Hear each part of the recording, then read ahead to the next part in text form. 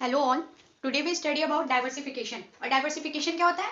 Diversification means diversify करना, that means बढ़ाना, किसी चीज को एक्सपेंड करना। देखिए, डाइवर्सिफिकेशन बिजनेस में एक ग्रोथ स्ट्रेटेजी होता है। क्या होता है? Growth strategy. ओके। और इसको कब फॉलो करते हैं? जब हम एंटर करते हैं। किस में एंटर करते हैं? न्यू बिजनेस और न्यू इंडस्ट्री में। ओके। जब हम न्यू बिजनेस या न्यू इंडस्ट्री में एंटर करते हैं तो हम डाइवर्सिफिकेशन क्या करते हैं? यूज करते हैं। कैसे? ग्रोथ स्ट्रेटेजी के रूप में। Okay.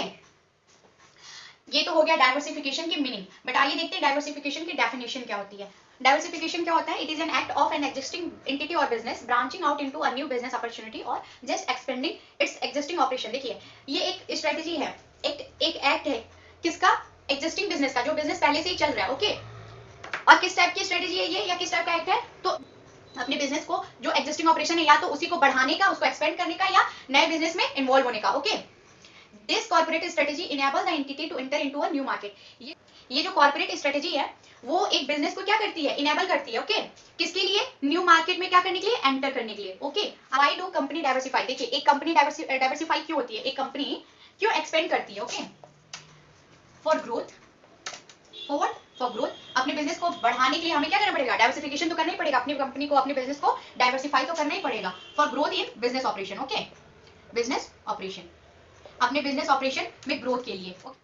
Okay. Second point is what? To ensure maximum utilization of existing resources. देखिए, जो रिसोर्सेज पहले से ही क्या है? प्रेजेंट है हमारे बिजनेस में, उनकी प्रॉपर यूटिलाइजेशन हो रही है कि नहीं, उनकी मैक्सिमम यूटिलाइजेशन हो रही है कि नहीं, इस बात को क्या करने के लिए? इंश्योर करने के लिए, पुष्टिकरण करने के लिए हम क्या करते हैं? अपने बिजनेस को एक्सपेंड करते हैं, ताकि जो रिसोर्सेज पहले से प्रेजेंट है उनका हम मैक्सिमम यूटिलाइजेशन कर सके। Okay. Third point is what? To reduce risk.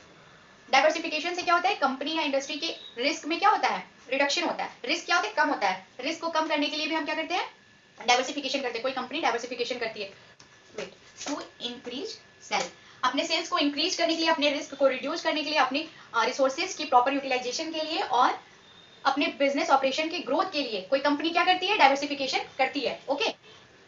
Now types of diversification. Diversification, okay, 1 2 3 and 4. Okay. First one is what? Horizontal. Horizontal. Horizontal. Second one is what? Vertical. Third one is what? Concentric.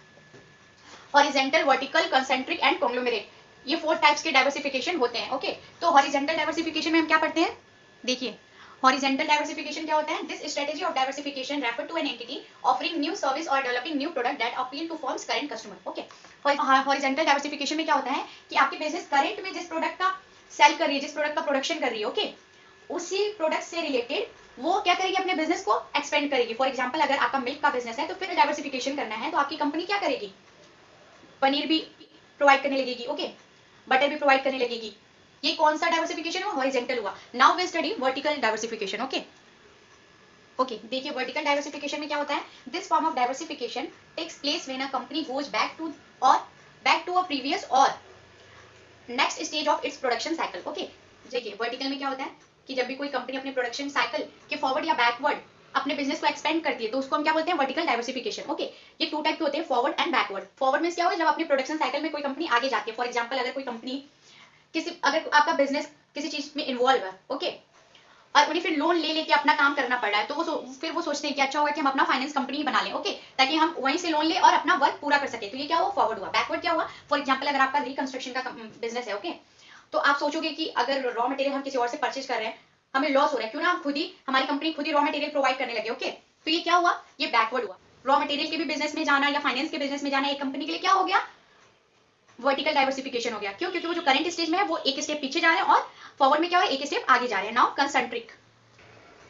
देखिए, concentric में क्या होता है? In this form of diversification strategy the entity introduces new product with an aim to fully utilise the potential of prevailing technology and market system. Okay. देखिए, इसमें क्या होता है? कंसेंट्रिक में अपनी कंपनी के जो क्या है? रिसोर्सेज है, अपनी कंपनी का जो मटेरियल है उसको फुली यूटिलाइज करने के लिए, पूरे तरीके से जो भी मटेरियल, जो भी रिसोर्सेज आपके हैं, उसका फुल यूटिलाइजेशन करने के लिए हम कोई न्यू प्रोडक्ट डेवलप करते हैं। ये किस में आ गया? ये कॉन्सेंट्रिक डाइवर्सिफिकेशन में आ गया। ओके। फॉर एग्जाम्पल, अगर मान लीजिए आपकी कंपनी ब्रेड बना रही है, ओके, ठीक है, और कुछ प्रोडक्ट आपका बच जाते हैं, कुछ मटेरियल, कि आपका बहुत कुछ वेस्टेज में चला जा रहा है, ठीक है, बहुत सारे मटेरियल आपके वेस्टेज में जा रहे हैं, तो फिर कंपनी क्या करेगी? बिस्किट बनाने में स्टार्ट कर देगी। क्यों? For utilising that material. Okay.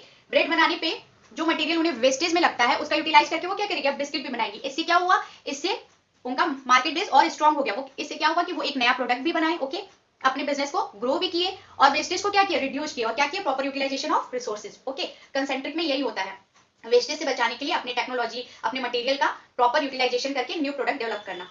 Okay, now conglomerate, an entity launches new product or services that have no relation to current product or distribution channel. Okay, conglomerate में क्या होता है, बिल्कुल न्यू बिजनेस क्या होती है, लॉन्च होती है। इसमें जो भी प्रोडक्ट होता है या जो भी ब्रांचेज स्टार्ट होती है कंपनी की, वो बिल्कुल नई होती है। ओके, कोई इंटर रिलेशन नहीं होता उनका। ओके, फॉर एग्जाम्पल कि आप मान लीजिए आपका बिजनेस अभी करंट में किसी और चीज का है, तो जो कॉन्ग्लोमेरेट डाइवर्सिफिकेशन होगा उसमें जो आप नया बिजनेस, आप जो डाइवर्सिफिकेशन करेंगे, जो नया बिजनेस आप स्टार्ट करेंगे, वो करंट वाले से क्या होगा, बिल्कुल भी रिलेटेड नहीं होगा, बिल्कुल डिफरेंट होगा। ओके, और देखिए कॉन्ग्लोमेरेट में क्या होता है, हाई स्कोप होता है, सबसे ज्यादा होता है। वाई, क्योंकि आप बिल्कुल भी न्यू बिजनेस में जा रहे हो। ओके, आप जिस ब्रांच में जा रहे हो, जो आप अपना ब्रांच स्टार्ट कर रहे हो, बिल्कुल भी नया है, वो इंटरडिपेंडेंट नहीं है। ओके, तो इस बिजनेस का, करंट बिजनेस का इफेक्ट जो है वो आपके उस बिजनेस पे नहीं पड़ेगा। क्यों, क्योंकि दोनों डिफरेंट है। कॉन्ग्लोमेरेट का बेस्ट एग्जांपल होता है टाटा। देखिए टाटा का स्टील का भी बिजनेस है, फाइनेंस में भी है, टाटा पावर में भी है, केमिकल इंडस्ट्री में भी है।